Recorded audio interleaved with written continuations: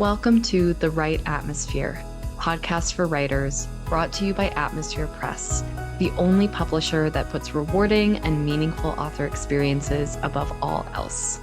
I'm your host, Hayla Alawi. This episode, we're going to be talking about running author events with our guest, Danielle Ariano. Danielle received her MFA in creative nonfiction from the University of Baltimore. As part of her thesis, she wrote, designed, and published her first book, Getting Over the Rainbow, a memoir recounting her humorous and sometimes painful experiences coming out as a lesbian. Ariano's work has been published in Salon, HuffPost, Baltimore City Paper, Baltimore Fishbowl, North Dakota Quarterly, Cobalt Review, and Welter. She's a former columnist for Baltimore Gay Life, and she has been featured on WYPR's radio show, The Signal. Now she lives in Lutherville, Maryland, with her wife, son, and a dog. You can visit her website at www.danielleariano.com. Thank you so much for joining me, Danielle. Thanks so much for having me. How are you doing? I'm excited because last year, in promotion of your latest book, The Requirement of Grief, you obviously did a number of events to promote that book. I know that some of those events were solo, some were in collaboration with other writers or artists, but across the board, there was just a diverse range of event experiences. So I'm wondering if you can start by telling us what were your goals in running all these events and what types of events did you know you wanted to do? So I guess I should say in the lead up to, publishing, um, my first book was a self-published book, and I learned that I needed to do a lot more. Um, Even like publishing with Atmosphere, I was going to need to really do the heavy lifting. So I thought about, what are the things that, all the different things I can do. There's interviews, there's podcasts, um, there's readings, there's there's like a million different things that you can do. Um, and I worked with a really small PR person somebody I went to graduate school with opened up like a small PR firm. So he was like, it's like spokes on a wheel, and you have to look at all the things and decide which things you want to put your energy into because there's a lot of different opportunities. Um, and which things you feel like you will be good at and you're comfortable with, and which things are just sort of like hard no's for you. Because if, not that you can't stretch yourself, but if you're a hard no on something and it's just going to suck all the life out of you, just like, how about you put your energy somewhere else, kind of. Um, so for me, as I thought about that, that was actually really helpful advice for me because I was pretty overwhelmed in the idea of like, I can do all of these things. Where am I going to put where am I going to pour my energy? Because it is a limited output, and I think you need to, sort of be conscious of that.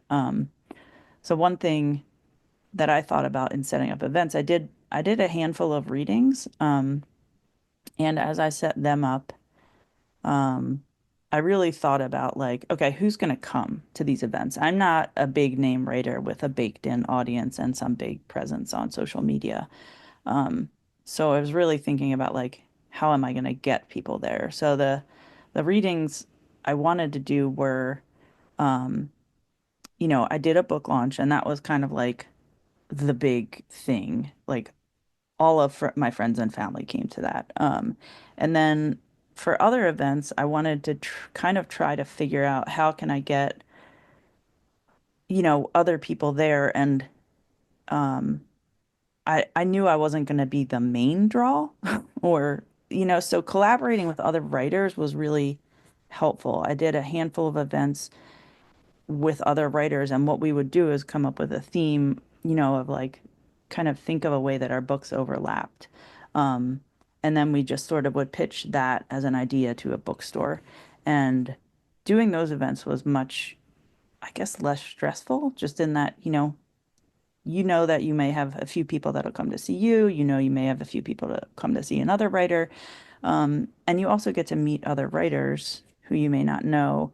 And that's really helpful. So, um, the other thing was thinking about like, I did one event that was sort of centered on um, mental illness. And, I was on a panel with three other writers who wrote about mental illness because my book centers around that. So, just kind of really finding different ways to sort of um, make yourself appealing to different audiences, I guess. I mean, if you're just going to do a reading, at a certain point, you're going to saturate your audience, and, you know, unless you have a wide reach. So, um, yeah, I thought about all those kinds of things. And my goal was really to just try to get my book out as far and wide as I could. I wanted as many people to read it as possible.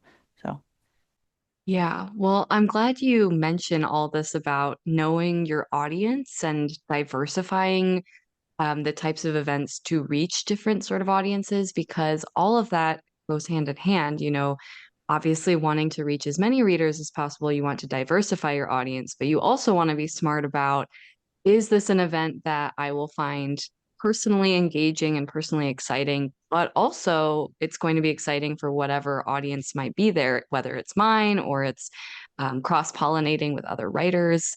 Um, I'm also curious, now that you've done this kind of diverse range of events and looking back in retrospect, was there a specific type of event that was particularly fulfilling or fruitful for you? yes. I mean, on the fulfilling side, I did, I live now in Baltimore, but I made sure to do an event up near where I grew up in Philly, um, outside of Philly. And so that allowed, a different audience of people to come. And a lot of the event, that was probably one of the more fulfilling events just because it was so packed with, you know, my parents invited all of their friends. My parents invited people from, they are part of a grief group, and they invited all of the people from the grief group to come, and it was just a really big surprise and a positive feeling of love, coming towards me. And when I think back on all the events I did, I was like, that one sort of stands out in terms of just fulfillment. Um, Yeah. and um, I guess in terms of like fruitfulness, which I kind of translate into book sales, I guess. Um, some of the things that were have been the most successful have been, getting my book into bookstores. So, um, and that requires like, reaching out to the bookstores. A lot of local bookstores will have they will feature your book if you're a local author. They will actually put it in the store. I mean, your book is available everywhere, but what I've found is that there's something different about having it on a shelf in a bookstore that's very heavily trafficked, a very successful bookstore.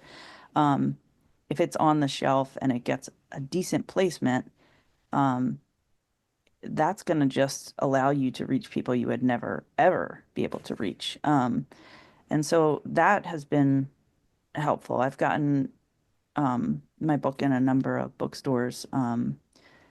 Like just this past weekend, I was down in Rehoboth Beach in Delaware, and they have this really awesome bookstore down there called Browse About. And I used to live in Rehoboth a long time ago, and and they allowed me to be a local interest author. And and you know, I just went and I just dropped the books off, and then they hold them, and it's like a consignment kind of relationship. Like they're not buying them from Atmosphere or from another source or whatever.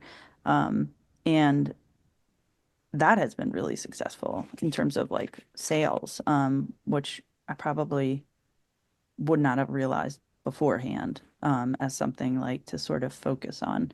The other thing that has been really successful sales wise is like I've gotten to take part in a couple of conference panels. And that again is sort of like you're getting to meet writers, you're getting to meet writers who are on your panel. You might not necessarily know them. Um, and the way that that happens is like somebody, one of you can just find the panel and come up with an idea, and then you just start like asking other writers. I think this we're pitching a panel for AWP for next year. And one of the writers who I'm pitching with, I've never met. Um, but, you know, somebody knew her. So it's like, somebody knows somebody and you just kind of like reach out to people and then you see what happens. But I never thought I would pitch a panel to AWP, like ever. Like um when I was thinking about all my events, I wanted small events, small scale, small conferences. And that the one conference that was pretty successful was Barrel House. I did that conference and they allow you to table your book and sell it and that was really successful. So Yeah, it almost sounds like, not necessarily a secondary feature of doing events, but something that ties into it is that you are like networking with other people. It could be booksellers, could be other writers, whatever it might be. And that path is sort of leading you to these new opportunities like the panel and the, future conferences and that kind of thing. So it's almost like this additional perk of putting yourself out there in that way. it is. I mean, it is work and it is a grind, but it's also there are opportunities that come out of the work and doing the things and meeting people. And I enjoy that part of it much more than Yeah. a lot of other Yeah, it's of it. The actual like in event things are very fulfilling and very, I like it. I think the idea of all of it sometimes really can seem daunting and scary. Um, but when I'm there, I'm okay because I'm very much an introvert, like very much, as many writers are. Um, and so the idea of going out and like being on a panel is terrifying to me. At the beginning, I was like, that's a no." But I allowed myself to sort of, well, you'll be with other people. I never wanted to do something on my own at where I am the headliner and except for the book launch, So no, I guess knowing yourself and knowing that about yourself is important. If you are that kind of person that can draw an audience and you do like that, then go for it. Yeah, and honestly, that's very encouraging to hear from you also because, like you said, most writers, I would say, are leaning introverted. But the fact that, as an introvert, you're still enjoying this event experience or different types of event experiences, I think that's really huge to know. So thank you for that too. And before we say goodbye to our guest, I'm happy to say that this episode is brought to you by Atmosphere Press, the only publisher that puts rewarding and meaningful author experiences above all else. Founded in 2015 by an author and PhD in literature and devoted to serving authors through editorial, design, publication, and promotion, Atmosphere has sold tens of thousands of copies of their authors' books across 6 continents. Visit atmospherepress.com to sign up for Atmosphere's newsletter, The Launchpad, and to learn about submission opportunities, event news, and free book publicity and writing residency giveaways. I also want to ask you, where should our listeners go to learn more about you and the work that you do? I think you said in the beginning, it's just my website, is danielleariano.com. Well, thank you so much for joining us, and thank you to all the listeners for tuning in. I'm so excited to see everybody next time. Thank you so much for joining us on this episode of The Right Atmosphere, the Advice for Writers podcast. If you liked what you heard, please leave a review and share this podcast with the writers in your life. And if you're ready to take the next step in your publication journey, visit atmospherepress.com to submit your manuscript for publication consideration or to learn more about writing and what it is that we do. I'm Hala. Thanks for listening, and I'll catch you in the next episode.